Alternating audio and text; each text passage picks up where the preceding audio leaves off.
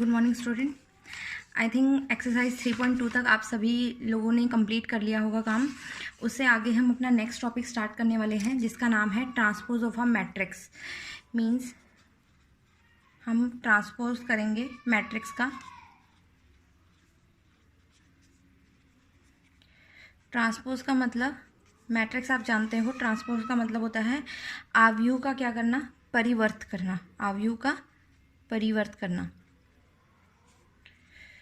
आव्यूह का परिवर्त करने का मतलब है, अगर हम आव्यूह के परिवर्त करने की बात कर रहे हैं तो हम क्या करते हैं, रोज और कॉलम्स। रोज और कॉलम मतलब पंक्ति और जो स्तंभ है उनको परस्पर जो है वो इंटरचेंज कर देते हैं, उनको आपस में बदल देते हैं। मतलब रो को कॉलम में बदल देते हैं और कॉलम को रो में बदल देते हैं। तो इसका जो रूल है या जो नियम है वो क्या है कि हम क्या करेंगे, पंक्ति और जो स्तंभ है, पंक्ति और स्तंभों का परस्पर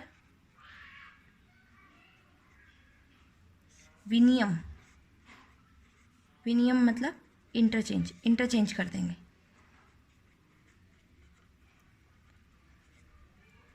और उस केस में उनका मैट्रिक्स का ऑर्डर भी बदल जाएगा। देखिए, जैसे कि हम एक सिंपल सा एग्जांपल लेते हैं। मान लीजिए ए मैट्रिक्स आपको दी हुई है। ए मैट्रिक्स हमें दी हुई है 1 2 3 4 5 6। तो ये मैट्रिक्स, इसका ऑर्डर कितना है, 2 रोज हैं इसमें और 3 कॉलम है, 2 पंक्तियां और 3 स्तंभ इसमें बन रहे हैं। तो ये 2x3 की मैट्रिक्स है। अब मैं अगर इसका ट्रांसपोज करना चाहती हूँ या इसका मैं परिवर्त करना चाहती हूँ, परिवर्त या ट्रांसपोज अगर मैं करना चाहती हूँ तो ए को किससे बदल देंगे, ए डैश। अगर हमने किसी भी टर्म में ए डैश लिखा है, ए के ऊपर हाइफन का ऐसा साइन लगाया है, तो इसका मतलब ये है कि हमने उस मैट्रिक्स का क्या कर दिया है, परिवर्त कर दिया है या उसका ट्रांसपोज कर दिया है। अब मैंने इसके लिए जो आपको नियम बताया था, नियम में क्या था कि हम पंक्ति और स्तंभों दोनों को परस्पर विनिमयम कर देते हैं। मतलब उन दोनों को आपस में बदल देते हैं। मतलब रो का कॉलम बना देते हैं, कॉलम का रो बना देते हैं। बहुत ही सिंपल है। जो ये 1 2 3 है ये ऐसे आ जाएगा 1 2 3, और जो 4 5 6 है वो ऐसे आ जाएगा।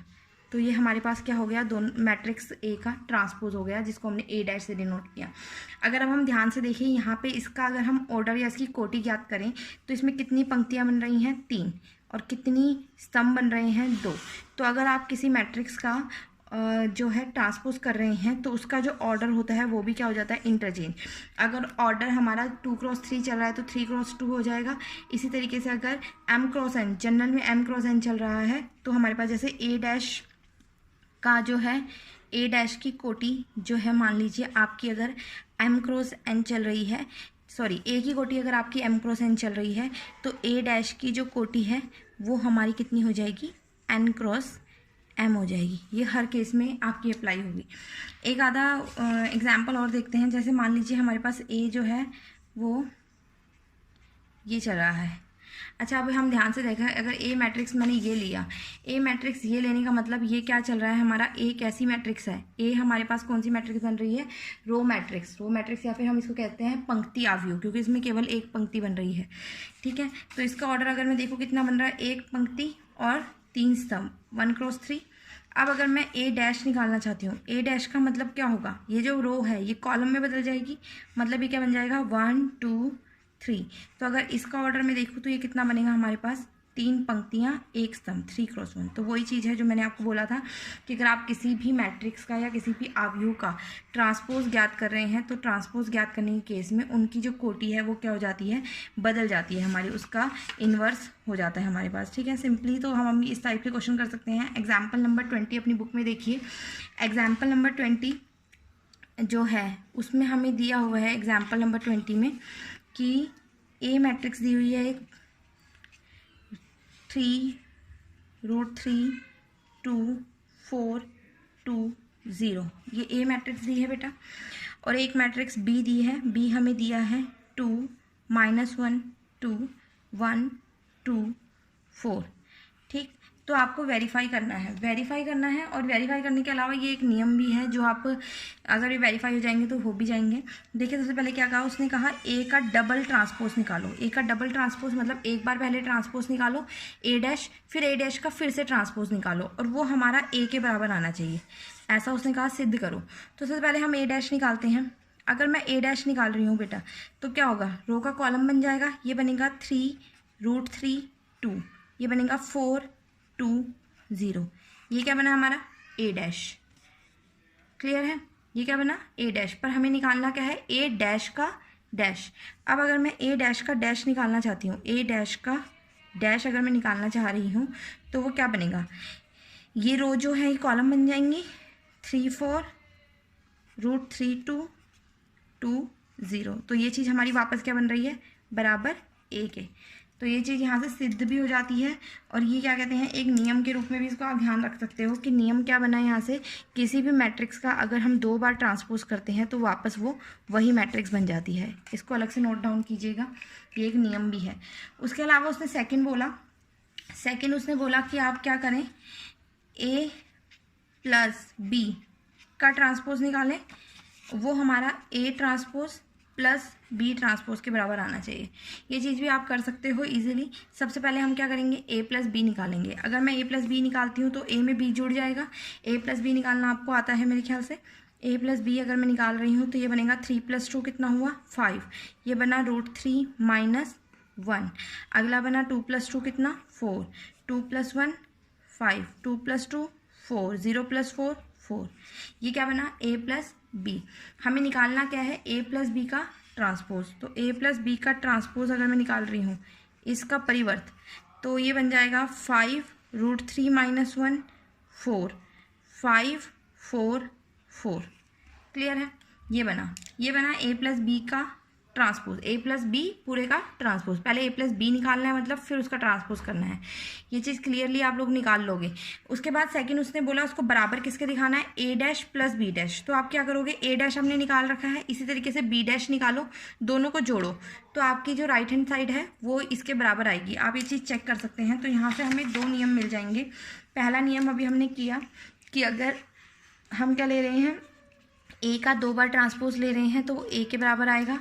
सेकंड हमने बोला कि अगर हम ए प्लस बी का ट्रांसपोज ले रहे हैं तो वो होगा A transpose plus B transpose. ठीक है, इसी तरीके से एक तीसरा नियम भी होता है हमारे पास जो अलग है थोड़ा सा। ए बी का ट्रांसपोज हमेशा कभी भी A transpose into B transpose नहीं होगा। अगर 2 चीज़ें मल्टीप्लिकेशन में मतलब 2 आव्यूह गुणा में चल रहे हैं और उनका आपको परिवर्त निकालना है तो सबसे पहले बी का परिवर्त इंटू ए का परिवर्त। ये चीज़ आप चेक भी कर सकते हैं और ये चीज़ एक नियम भी बन जाती है हमारे पास कि ए बी का डैश जो बनेगा वो बी डैश इंटू ए डैश बनेगा। क्लियर है, और इस तरीके से आपका मेरे ख्याल से हो जाएगा। उसके बाद एग्ज़ाम्पल नंबर 21 एग्ज़ाम्पल जो है वो भी आप कर सकते हैं। ए और बी आपको 2 मैट्रिक्स दी हुई हैं, बुक में ही दिखाती हूँ आपको। ये देखिए ए मैट्रिक्स बी मैट्रिक्स, आपको ये दिखाना है कि ए बी का डैश बी डैश इंटू ए डैश के बराबर आना चाहिए। ए ये है बी ये है। सबसे पहले क्या करो ए बी का डैश का मतलब पहले ए बी निकालना है बेटा। ए बी निकालने के लिए दोनों मैट्रिक्स को मल्टीप्लाई करेंगे, फिर इनका डैश निकालेंगे। और बी डैश ए डैश निकालने के लिए पहले मैंने ए डैश बी डैश निकाल लिया, पहले बी डैश को ए डैश से मल्टीप्लाई करेंगे तो हम ये देखिए दोनों चीज़ें आपस में बराबर आएंगी। तो ये आपको सिद्ध करना है। क्लियर है। उसके बाद एक नेक्स्ट डेफिनेशन आती है आपकी सिमेट्रिक और स्क्यू सिमेट्रिक मैट्रिसेस। अब वो क्या होती हैं, ये इंपॉर्टेंट कंसेप्ट है एक, इसको ध्यान में रखिएगा। सिमेट्रिक और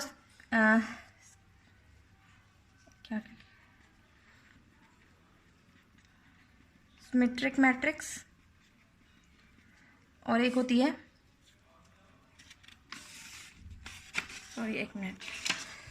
सिमेट्रिक मैट्रिक्स और एक होती है स्क्यू सिमेट्रिक मैट्रिक्स। सिमेट्रिक का मतलब होता है सममित आव्यूह और स्क्यू सिमेट्रिक का होता है विषम सममित आव्यूह। क्लियर है। कोई भी मैट्रिक्स ए अगर है हमारे पास, कोई भी मैट्रिक्स अगर हमारे पास ए है या कुछ भी मैट्रिक्स है, कुछ भी नाम हो उसका, ए मैट्रिक्स को हम सिमेट्रिक मैट्रिक्स कब कहेंगे, अगर ए ट्रांसपोज ए के बराबर आ जाए। ये कंडीशन है। ठीक है। अगर हमारे पास ए का डैश ए के बराबर आ जाए तो मैट्रिक्स कैसी बन जाएगी, सममित मैट्रिक्स या सममित आव्यूह या सिमेट्रिक मैट्रिक्स। और इसी तरीके से कोई भी मैट्रिक्स अगर ए है उसको हम विषम सममित आव्यूह तब कहेंगे अगर हमारे पास ए डैश जो है वो माइनस ए के बराबर आ जाए। ए डैश किसके बराबर आ जाए, माइनस ऑफ ए के बराबर आ जाए, तो वो कौन सी मैट्रिक्स हो जाएगी हमारे पास, विषम सममित मैट्रिक्स हो जाएगी। क्लियर है हमारे पास। जैसे कि एग्जाम्पल अगर हम देखें, कोई एक एग्जाम्पल दे रही हूँ मैं आपको। देखिए मेरे पास ए मैट्रिक्स दी हुई है, ए मैट्रिक्स है मेरे पास √3 2 3 2 3 -1.5 -1 -1 1। ये एक 3x3 की मैट्रिक्स है।